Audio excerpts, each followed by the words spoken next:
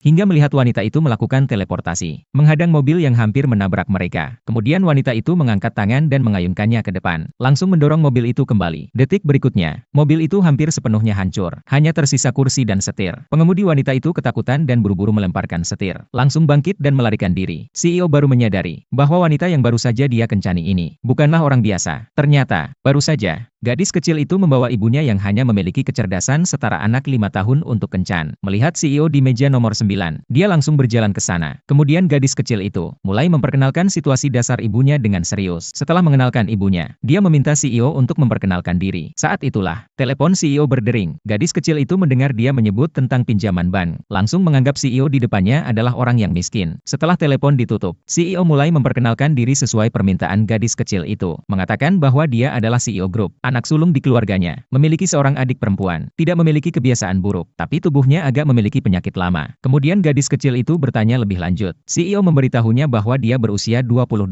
tahun, dengan pendapatan tahunan 7 digit. Barulah gadis kecil itu menyadari, tidak heran dia begitu tampan dan datang untuk kencan dengan ibunya. Ternyata dia miskin dan suka membual. Saat itulah, CEO akhirnya menyadari, mereka telah salah orang. Ternyata sebelum mereka masuk, CEO secara tidak sengaja memutar tanda meja nomor 6 menjadi nomor 9, membuat gadis kecil dan ibunya salah tempat duduk. Dan di meja nomor 9 itulah ada seorang pria tua berjanggut putih, yang sebenarnya adalah calon pasangan ibunya. Melihat itu, gadis kecil itu menyarankan ibunya, bahwa mencari ayah tampan seperti itu tidak mudah, membual juga tidak masalah. Lalu dia berlari ke depan CEO dan bertanya, apakah dia membawa buku keluarga? Karena hari ini dia sudah melihat kalender kuno, dan hari ini adalah hari yang baik. Dia dan ibunya bisa langsung pergi untuk menikah. Namun saat CEO menggendong gadis kecil itu dan berjalan keluar dari hotel, dia dengan lembut mengatakan kepada mereka bahwa mereka sangat menggemaskan, tapi dia sudah memiliki seseorang di hati. Mendengar itu, gadis kecil itu hanya bisa menghela nafas. Ayah yang begitu baik ternyata milik orang lain. Namun, saat itu, skene ini kebetulan dilihat oleh wanita yang selalu mengejar CEO. Wanita itu merasa cemburu dan mempersiapkan mobil untuk menabrak ibu dan anak itu. Namun tak disangka, detik berikutnya wanita itu bersinar dengan cahaya keemasan, langsung melakukan teleportasi